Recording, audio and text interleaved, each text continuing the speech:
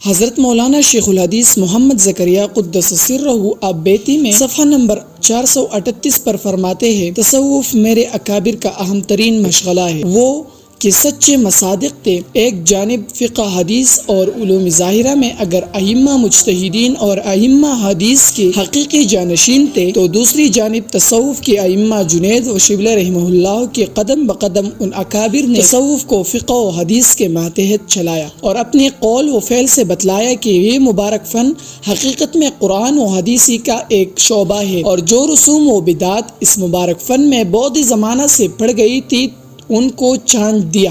تصوف کو بعض ناواقفوں نے ظاہر شریعت کا مخالف نہیں تو علیحدہ ضرور بنا دیا۔ یہ غلو ہے یا جہل؟ دین کے اس اہم شعبے پر اکابرین کی تصانیفات وافر تعداد میں موجود ہے، جنہوں نے اس حقیقت کی توضیح اپنی عملی زندگی اور تحریرات سے روز روشن کی طرح عیاں کی ہے۔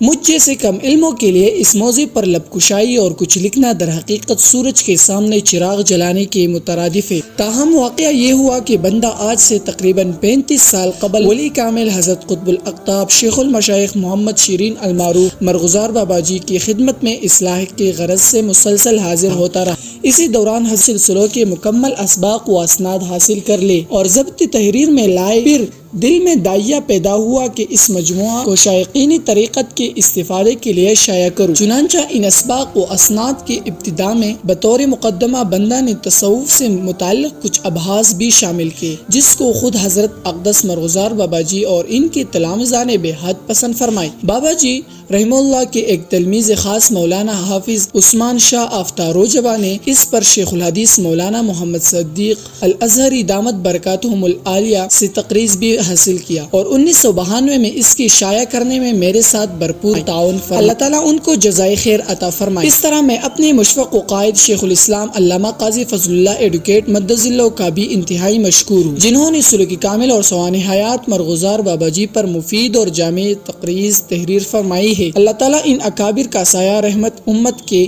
رہنمائی کے لیے برقرار رکھے۔ یوں ہی رسالہ بے حد مقبول ہوئی، جو در حقیقت حضرت شیخ مرغزار بابا جی کے فیوزات کا ایک مجموعہ ہے، جو مسلسل کئی ایڈیشنوں میں شائع ہوتا رہا اور ساتھ ساتھ ہر بار اشاعت کے وقت نئی اضافوں سے یہ رسالہ مزین ہوتا رہا۔ حضرت بابا جی رحمہ اللہ کے ساتھ خانقاہ مرغزار میں باقاعدہ یہ رسالہ موجود رہتا تھا اور خاص شاگردوں کو اپنے دست مبارک سے عنایت فرماتے تھے، جو در حقیقت حضرت بابا جی کی نظر کرم و شفقت کا ثمرہ ہے۔ چنانچہ یہ رسالہ دراصل حضرت مرغزار بابا جی کی طریقت اور فیوزات کا امین اور ترجمان ہے، جو ان کے دعاؤں سے اس مقام تک پہنچ گیا۔ یہ میرے لیے ایک عظیم سعادت ہے کہ اللہ تعالیٰ نے بندہ کو اس عظیم خدمت کے لیے ذریعہ بنایا۔